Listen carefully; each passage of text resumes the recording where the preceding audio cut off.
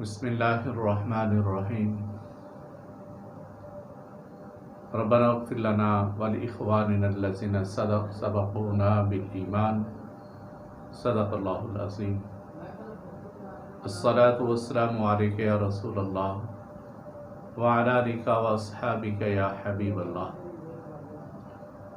محترم سامعین اکرام، آج کی گفتگو اصال ثواب کے بارے میں ہے۔ یہ دنیا فانی ہے، ہر ایک نے جو بھی دنیا کے اوپر آیا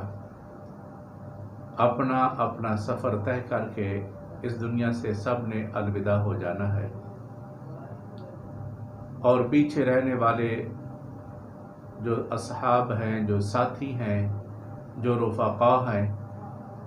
وہ ان پہلے جانے والوں کے لیے بس اللہ کی بارگاہ میں دعائے مغفرت ہی کر سکتے ہیں، اور اللہ کی بارگاہ میں ہاتھ اٹھا کے یہی کہہ سکتے ہیں کہ باری تعالیٰ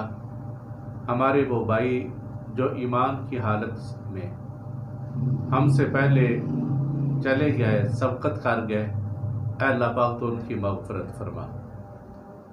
اور جو بھی چلا گیا پیچھے رہنے والے بس دعا کرتے رہتے ہیں۔ تو اس لیے اللہ کے پیارے محبوب حضور صلی اللہ تعالیٰ علیہ وآلہ وسلم نے ارشاد فرمایا، اذا مات الانسان، کہ جس وقت انسان فوت ہو جاتا ہے، انقطع عنہ عملہ الا من ثلاثہ، اس کے سارے اعمال منقطع ہو جاتے ہیں ما سوائے 3 عملوں کے، کہ وہ مرنے کے بعد بھی اس کا ثواب مرنے والے کو قبر کے اندر، حشر کے اندر رب ذوالجلال برابر پہنچاتا رہتا ہے۔ قبر کے اندر بھی اس کو وہ عمل جو دنیا کے اندر اچھا عمل کر کے چلا گیا،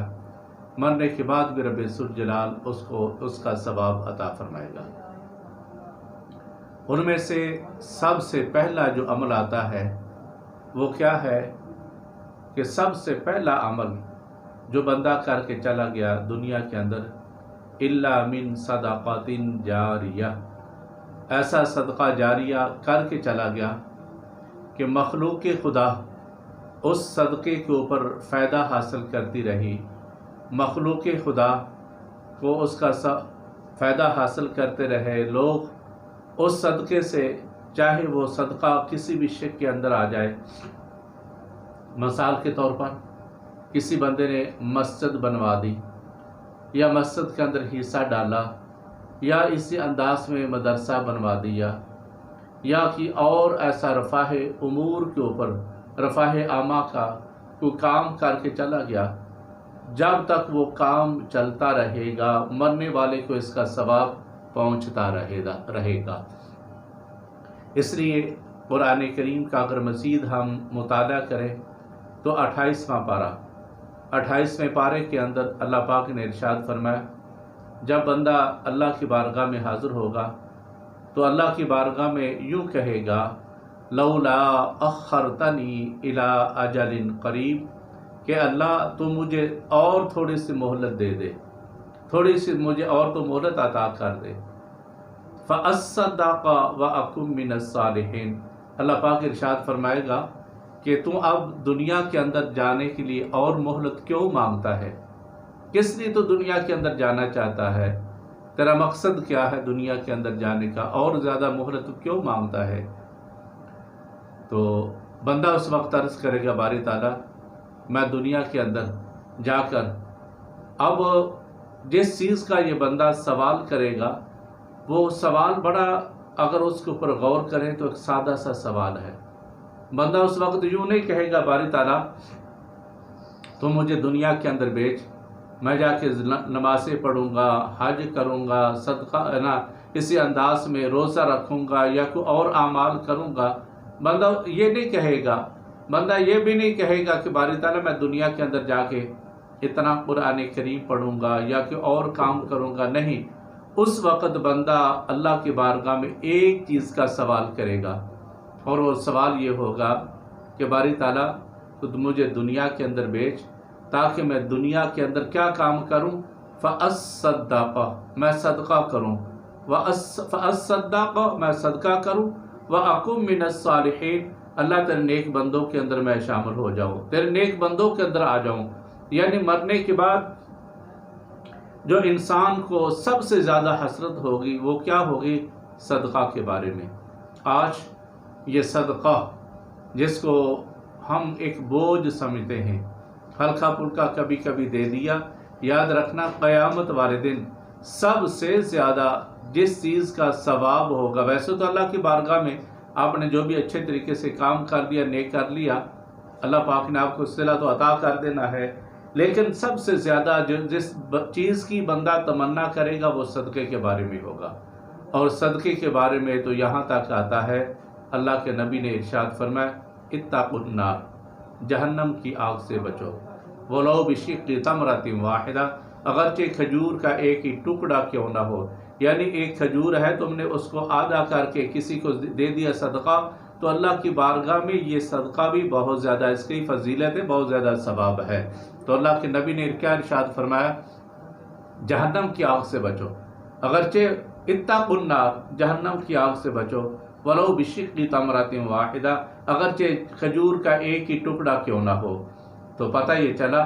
کہ صدقے کا ثواب بہت زیادہ ہے، بہت زیادہ صدقے کا ثواب۔ اور قیامت والے دن بھی اس صدقے کا ثواب جب میزان کے اوپر آئے گا، میزان کے اندر جب اس کا وزن کیا جائے گا تو سب سے زیادہ جو ویسے تو اللہ کی رحمت سے آپ نے جو بھی نیک کام کر دیا، جو بھی اچھا کام کر دیا اس کا ثواب ہوگا، لیکن سب سے زیادہ ثواب کس کا آئے گا؟ صدقے کے بارے میں۔ اس بات کو دوبارہ پھر میں رپیٹ کرتا ہوں، آپ نے جو بھی اچھا کام کر لیا اللہ کی بارگاہ میں کسی طرح کا ہوگا، اس کا ثواب اپنی جگہ پر ہے، اس کی فضیلت اپنی جگہ پر ہے، لیکن اگر خلوص نیت کے ساتھ آپ نے صدقہ کیا، اللہ کی بارگاہ میں کچھ دے دیا، اس کا ثواب بہت زیادہ ہے، اور یہی صدقہ ہمیں جہنم کی آگ سے بھی محفوظ فرمائے گا۔ تو صدقہ جاریہ یعنی مرنے والا اپنی زندگی کے اندر کوئی بھی اچھا کام کر کے چلا گیا، اور وہ اچھا کام کیا تھا؟ مسجد بنوا دی، یا مسجد کی آپ نے خدمت کر دی، یا مسجد کے اندر آپ نے چٹائی وغیرہ بچھا دی، صف وغیرہ بچھا دی، قالین وغیرہ بچھا دیا۔ تو جب تک وہ قالین بچھا رہے گا، صف بچھی رہے گی، لوگ اس کے اوپر نماز پڑھتے رہیں گے، جب تک نماز پڑھتے رہیں گے رب ذوالجلال اس قالین بچھانے والے کو بھی اتنا ثواب عطا فرماتا رہے گا۔ اسی انداز میں آپ نے پانی کا انتظام کر دیا، لوگ وضو کرتے رہے، لوگ پانی پیتے رہے، تو جب تک لوگ وضو کرتے رہیں گے، لوگ پانی پیتے رہیں گے، اللہ کی بارگاہ میں حاضر ہوتے جائیں گے، رب ذوالجلال آپ کو بھی اس کا ثواب عطا فرماتا رہے گا۔ اسی انداز میں آپ نے پنکھا لگوا دیا یا کوئی اور اچھا کام کر دیا کسی جگہ کے اوپر بھی، تو جب تک وہ چیزیں موجود رہیں گی، مخلوق خدا اس سے فائدہ حاصل کرتی رہے گی، رب ذوالجلال اس کا ثواب قبر کے اندر بھی رب ذوالجلال عطا فرمائے گا۔ تو اللہ کی بارگاہ کے اندر ایک صحابی رسول ہیں جن کا نامی اسم گرامی حضرت سعد رضی اللہ تعالیٰ عنہ ہے، بارگاہ نبوی کے اندر حاضر ہوتے ہیں، اور گھر کے سفر کے اوپر یہ گئے ہوئے تھے، واپس آئے تو گھر کا دروازہ بند تھا، لوگوں سے پوچھا تو لوگوں نے کہا اے سعد تیری والدہ انتقال کر گئی ہے۔ تو بڑے پریشان ہوئے، اور پریشان ہونے کے بعد اللہ کے نبی کی بارگاہ میں حاضر ہو جاتے ہیں، اور آ کر کہا یا رسول اللہ میری والدہ فوت ہو گئی ہیں، اگر وہ زندہ ہوتی تو مجھے کوئی اچھے میرے ساتھ بات کرتی، مجھے کچھ حکم دیتی، یا رسول اللہ وہ فوت ہو گئی ہیں، اب میں چاہتا ہوں کہ میری والدہ کو میرے کسی عمل کی وجہ سے فائدہ پہنچے، میں اپنی والدہ کو فائدہ پہنچانا چاہتا ہوں۔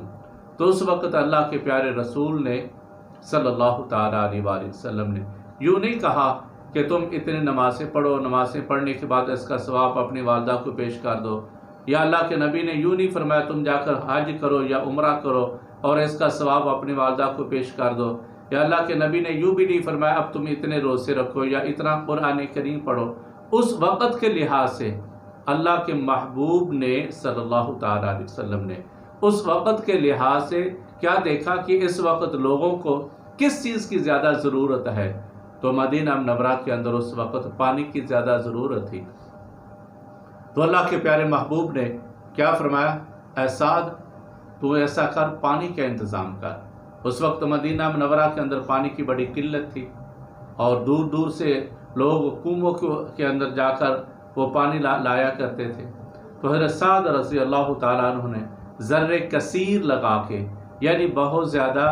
پیسہ لگا کے، اور پھر مدینہ منورہ کی پتھریلی زمین کو، یہاں تو مٹی ہے نا، مٹی کے اندر کنواں کھودنا بڑا آسان ہے، اسی انداز میں یہاں مٹی کے اندر آپ کوئی اور ٹیوب ویل وغیرہ کا یا موٹر کا یا بور کا انتظام کرتے بڑا آسان ہے، لیکن مدینہ منورہ کی پتھریلی زمین کے اندر کنواں کھودنا بڑا مشکل کٹھن مرحلہ تھا۔ اور حضرت سعد رضی اللہ تعالیٰ عنہ نے اپنا بہت زیادہ پیسہ لگا کے کئی مہینوں کے بعد کنواں بنوایا، اور کنویں سے جب پانی نکلانا تو اللہ کے نبی کی بارگاہ میں حاضر ہو جاتے ہیں، عرض کی یا رسول اللہ میں نے کنواں بنوایا تھا، کنواں بن گیا، اس کے اندر پانی آ گیا ہے۔ تو سرکار بذات خود تشریف لے کر گئے اور سرکار نے اس کنویں کا پانی بھی پیا، وضو بھی فرمایا لبئر ام سعد، یہ کنواں ام سعد کے نام پر ہے۔ اور اس کے بعد وہ کنواں جب تک چلتا رہا، صحابہ کرام اسی انداز میں، دیگر تابعین اس کنویں سے پانی پیتے رہے، کتنی مخلوق خدا پانی پیتی رہی، تو جب تک وہ کنواں چلتا رہا رب ذوالجلال نے اس کا ثواب حضرت سعد رضی اللہ تعالیٰ عنہ کی والدہ کو اس کا ثواب پہنچتا رہا، چونکہ انہوں نے اپنی والدہ کے نام پر اور ان کو بھی ثواب پہنچتا رہا۔ تو پتہ یہ چلا کہ مرنے کے بعد سب سے زیادہ جو ثواب پہنچتا ہے وہ صدقے کا ہے۔ آپ اپنے ہاتھ سے کسی مسجد کے اندر جو بھی آپ کے قریب ہے آپ مسجد بنوا دیتے ہیں، یا مسجد کے اندر خدمت کر دیتے ہیں، یا اسی انداز میں مدرسہ ہے، ہاسپیٹل ہے، یا کوئی اور ایسی چیز ہے جہاں دیر پا صدقہ چلتا رہے گا، جب تک وہ چلتا رہے گا مخلوق خدا اس سے فائدہ حاصل کرتی رہے گی تو مرنے والے کو ثواب پہنچتا رہے گا۔ اور دوسری چیز الا من صدقۃ جاریہ او علم ینتفع بہ، دوسری چیز ایسا علم یا ہنر چھوڑ کے چلا گیا، اور اس کے علم سے جو چھوڑ کے چلا گیا، مثال کے طور پر کسی کو حافظ قرآن بنا دیا، یا دنیاوی تعلیم کسی کو بغیر عوض کے، بغیر لالچ کے اس کسی بچے کو آپ نے پڑھا دیا، اسی انداز میں آپ کا کوئی شاگرد عالم دین بن گیا، قاری قرآن بن گیا، تو جب تک وہ آگے پڑھاتا رہے گا اس کے شاگرد آگے پڑھائیں گے، اس کے شاگرد آگے پڑھائیں گے، تو جتنے شاگرد آپ کے پڑھاتے رہیں گے قرآن کریم، یہ ایک ایسی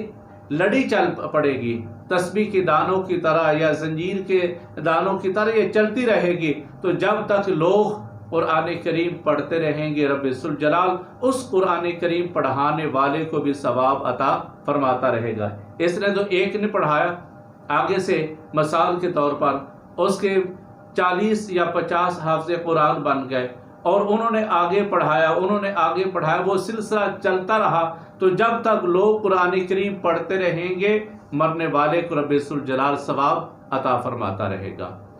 اور اگر دنیا کا علم دے کے چلا گیا تو جب تک وہ دنیا کا علم، مثال کے طور پر کسی بچے کی وہ غریب ہے، تعلیم حاصل نہیں کر سکتا تھا، آپ نے اس کو تعلیم دلوا دی، اور اس آپ کی تعلیم دینے کی وجہ سے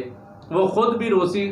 کما کے کھاتا رہا، آگے پھر اس نے وہ آپ کا علم آگے پھیلا دیا، تو جب وہ کما خود رہا ہے، اپنے بیوی بچوں کو کھلا رہا ہے، تو اس کا ثواب بھی رب ذوالجلال اس علم دینے والے کو رب ذوالجلال عطا فرمائے گا جس نے کسی کو علم دے دیا۔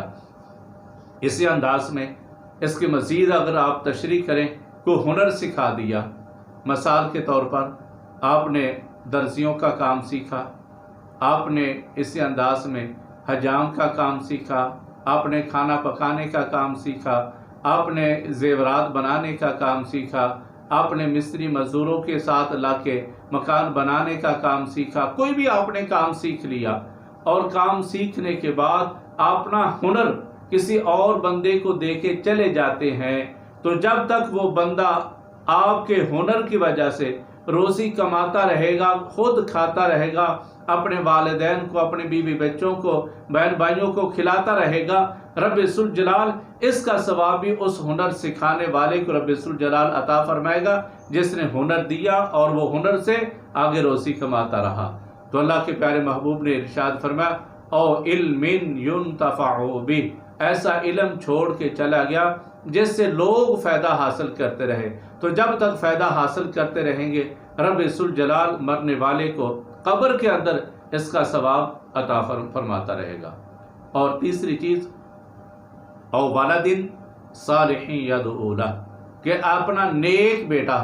نیک اولاد چھوڑ کے چلا گیا، اور نیک اولاد جب تک وہ زندہ رہی اپنے، اب دیکھیں نیک اولاد ہے، اس کا سادہ سا سمپل سا ثواب، نماز پڑھتے ہیں، آپ نے سبحانک اللہ پڑھا، الحمدللہ پڑھا، سبحان ربی العظیم، التحیات، سب کچھ پڑھ لیا، درود شریف پڑھ لیا، اور آخر کے اندر آپ کیا پڑھتے ہیں؟ ربنا اغفر لی ولوالدی، اللہ تو میری بھی مغفرت فرما، میرے ماں باپ کی بھی مغفرت فرما۔ اور حالانکہ باپ تو زندہ ہوتا ہے، ماں زندہ ہوتی ہے،